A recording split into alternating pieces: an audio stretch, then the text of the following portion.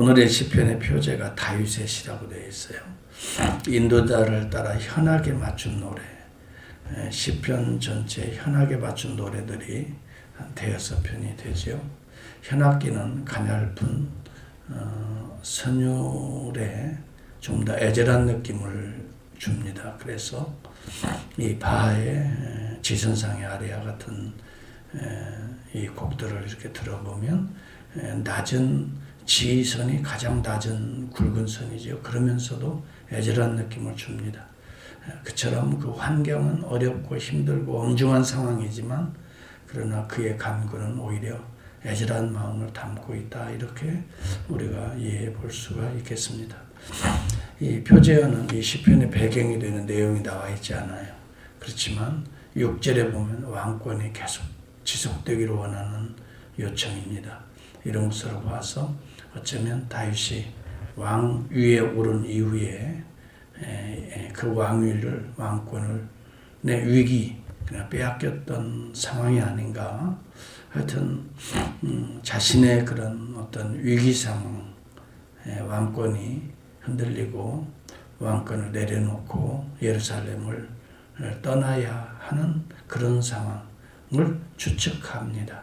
그래서 압살롬의 난후를 통해서 왕권을 잃어버리고 예루살렘을 급히 떠나서 예루살렘 동편 마하나임에 피했을 때 이 시편을 지은 것으로 어떤 학자들은 이야기를 합니다. 여하튼 중요한 것은 내 마음이 약해질 때 여호와여.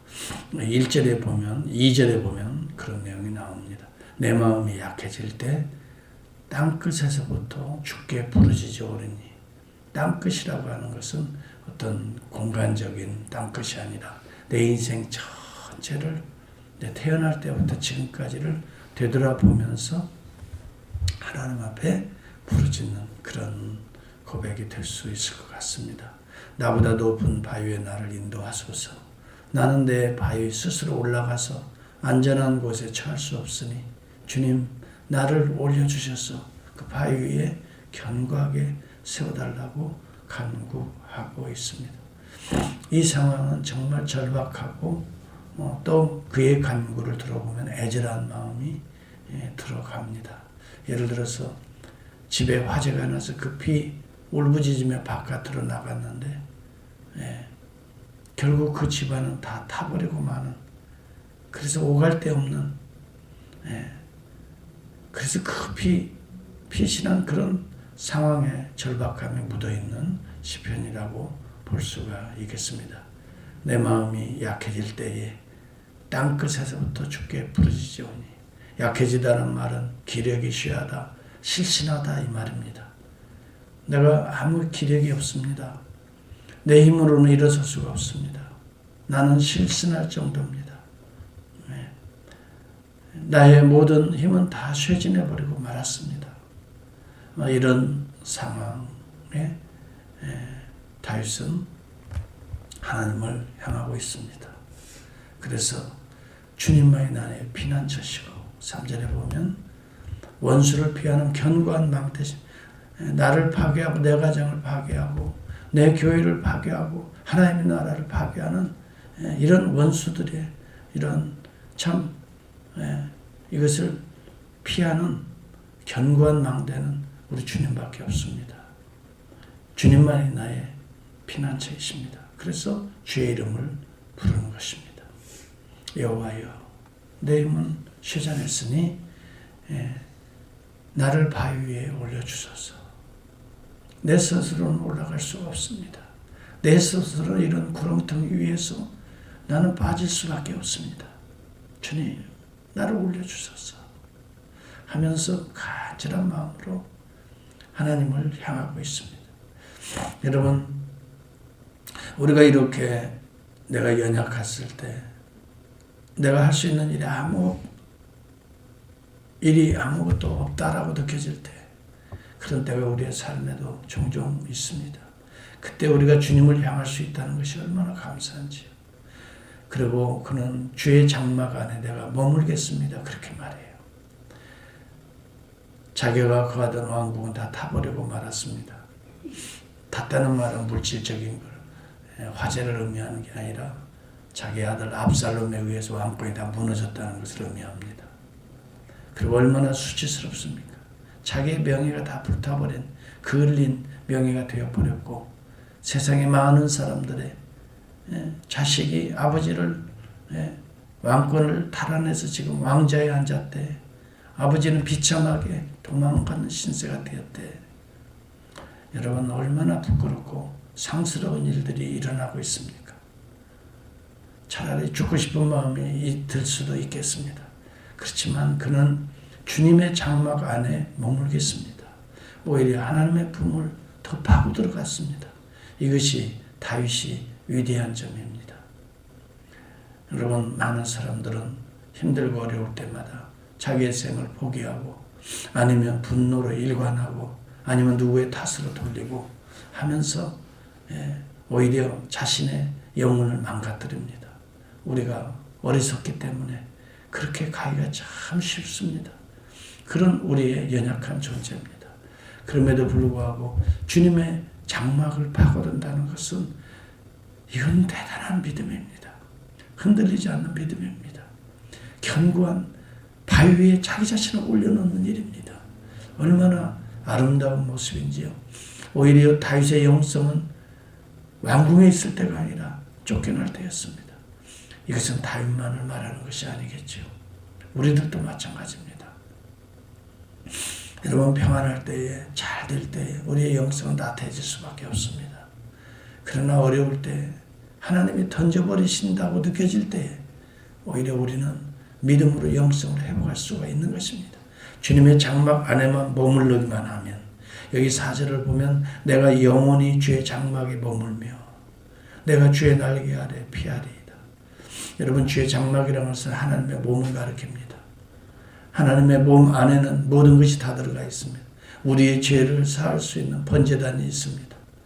하나님의 장막 안에는 우리의 모든 죄를 씻을 수 있는 물두멍이 있습니다.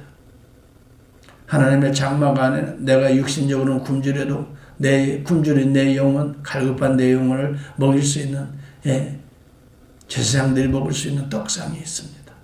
생명의 떡이 있습니다. 여러분 하나님의 장막에는 하나님의 이름을 마음 놓고 울부짖으며 부르짖을 수 있는 향단의 불이 있습니다.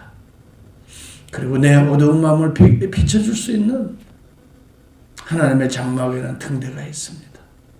그리고 하나님께서 임재하시는 불기둥과 구름기둥이 세워지는 언약궤가 휘장뒤에 존재하고 있습니다. 하나님의 장막 안에서 우리의 인생은 얼마든지 회복할 수 있고 우리의 죄덩어리들은 얼마든지 씻어낼 수 있고 태울 수가 있고 하나님의 장막 안에 얼마든지 우리는 갈급한 우리의 심령들이 생명의 양식을 먹을 수가 있고 하나님의 교회 안에는 얼마든지 우리가 하나님의 영광의 구름기둥과 불기둥의 인도함을 받을 수가 있게 되는 것입니다. 그 안에는 부족한 것이 없습니다. 그러므로 오늘 하나님의 장막 구약에는 성전이었습니다. 오늘 이 시대는 교회인 것입니다. 교회 안에서 부족한 것이 없는 것입니다. 하나님의 생명의 말씀의 떡이 매일매일 새로운 상이 차려지듯이 차려집니다. 얼마든지 나와 하나님 앞에 엎드려 울부짖으며 하나님을 만날 수 있는 향단의 불이 언제든지 켜져 있는 것입니다. 그리고 하나님 앞에 보혈로 우리의 몸과 마음을 깨끗이 태워드릴 번제단이 있고 또 우리의 심령에 양식이 있고 또 하나님을 만날 수 있는 그리고 내 심령의 어두움을 밝혀낼 수 있는 등불이 있고 지성소에 예수 그리스도를 상징하는 법궤가 언약궤가 안치되어 있는 것이 오늘 이 시대의 교회인 것입니다. 성찬이 있습니다. 여러분 예배가 있습니다. 기도가 있습니다. 말씀이 있습니다.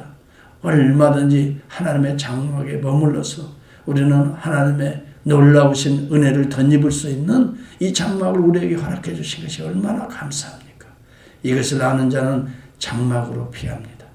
어려움이 있을 때마다 뿐만이 아닙니다. 장막을 즐거워합니다. 여러분 그래서 고레자서는 이 장막에 머무는 것이 세상의 왕궁에 머무는 것보다 오히려 낫다.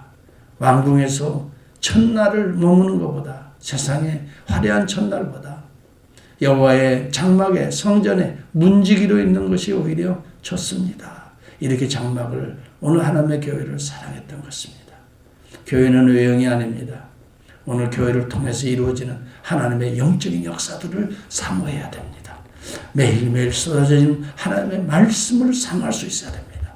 말씀과 기도를 통한 성령의 역사와 또 우리를 품에 안으시는 하나님의 이 품이 바로 말씀과 기도를 통해서 성례전을 통해서 오늘 매일매일 이러한 놀라운 불기둥과 구름기둥이 하나님의 교회에 존재하고 있는 것입니다. 그러므로 다윗은 바로 주의 장막에 내가 피하겠습니다. 그렇습니다. 세상은 지금 어두움입니다. 세상은 지금 무질서입니다. 혼란입니다. 정치계를 보더라도 경제계를 보더라도 또한 모든 예술계를 보더라도 아니면 모든 인간 사회의 모든 삶의 문화들을 우리가 예의주시해 보더라도 어두움입니다. 무질서입니다. 혼동입니다. 자기의 행복이라고 말하지만 불행의 길로 갑니다. 쾌락 같지만 그것은 마약입니다. 여러분, 오늘 이 어둠의 세상에 우리가 피할 것은 하나님이 예비한 거룩한 성막입니다. 노아의 홍수의 시대를 우리는 지금 원바디를 통해 매일매일 묵상하고 있습니다. 하나님께서 사람 지음을 한탄하사 온 지면을 쓸어버리실 때에 피할 수 있는 곳은 하나님이 노아를 통해 예비한 방주였습니다. 그곳에 들어가는 자들은 이 멸망의 홍수에 밀려 떠나려 가지 않고 온전한 구원의 은혜를 덧입게 됩니다. 하나님의 방주, 노아의 방주는 이 땅에 오실 예수 그리스도십니다. 우리 주님의 품 안에 오늘 참으로 거하는 자는, 머무는 자는 이 세상에 그 어떤 어둠의 세력들이 건드릴 수가 없습니다. 이 세상에 그 어떤 사탄의 세력들이 넘볼 수가 없습니다. 주님은 이미 사탄을 정복하셨습니다. 세상을 우리 주님은 이기셨다라고 말합니다. 죽음의 권세도 주님 품 안에 있으면 이겨낼 수가 없습니다. 주님은 죽음의 권세도 문을 여셨습니다. 여러분, 우리는 오늘도 소망의 끈을 놓지 않고 비록 내가 연약하오니 내가 약해졌사오니 내 마음이 약해질 때, 내 마음이 힘들 때, 어려울 때, 주님의 품을 파고들 때, 여러분 오늘 그리스도의 몸 되신 교회에 오히려 더 엎드리면서 기도할 때 하나님께서 주시는 놀라운 은혜와 은총들이 보석과 같이 그런 신령한 은혜, 세상에서는 맛볼 수 없는 하늘의 은혜와 은사가 여러분 위에 임할 줄을 믿습니다. 그러므로 인하여 내 마음이 약해졌을 때 주님의 가슴을 파고들어 주의 장막을 사모하는데 벌써 이미 그의 마음이 하나님의 장막으로 덮였던 것입니다. 내가 주의 이름을 영원히 찬양하며 매일 나의 서원을 이행하리이다. 여러분, 그러면서 주께서 왕에게 장수하게 하사 어린 나이에 여러 대에 미치게 하리이다. 여러분, 다윗은 자기의 왕권이 계속 이어질 수 있기를 사모했습니다. 여러분, 이것은 나단의 신탁이 이루어지기를 소망하는 마음입니다. 내 집과 내 나라가 내 앞에서 영원히 보존되고 내 왕위가 영원히 견고하리라. 사무엘하 7장 16절의 말씀을 그는 기억하고 있습니다. 이 말씀은 궁극적으로 오실 메시아 그리스도를 통해서 성취되었던 것입니다. 오늘 다윗은 멀리 오실 그리스도의 품을 바라보면서 바로 그가 이루실 온전한 왕권, 그가 이루실 온전한 구속의 역사들을 바라보면서 내가 그 품 안에 사모하나이다, 바라보나이다. 그리고 그의 이름을 찬양하나이다. 주의 이름을 영원히 찬양하며 매일매일 그를 바라보며 나의 소원을 이행하겠나이다. 오늘 그런 신앙의 고백을 가지고 인자와 진리를 예비하사 그를 보호하소서. 여러분, 인자는 하나님의 헤세드입니다. 진리는 말씀 되신 그리스도십니다. 하나님의 사랑과 진리를 예비하사 그를 보호하소서. 여러분, 하나님의 사랑과 하나님의 진리로 이 땅에 오신 우리 주 예수 그리스도를 바라보고 있는 아름다운 모습이라고 칼빈은 해석하고 있는 것입니다. 여러분, 오늘 저와 여러분들이 피할 수 있는, 약해지고 힘들 때 피할 수 있는 그 품은 오직 예수 그리스도의 사랑의 품이요, 십자가의 품이요, 자비의 품입니다. 오늘도 그 주 안에서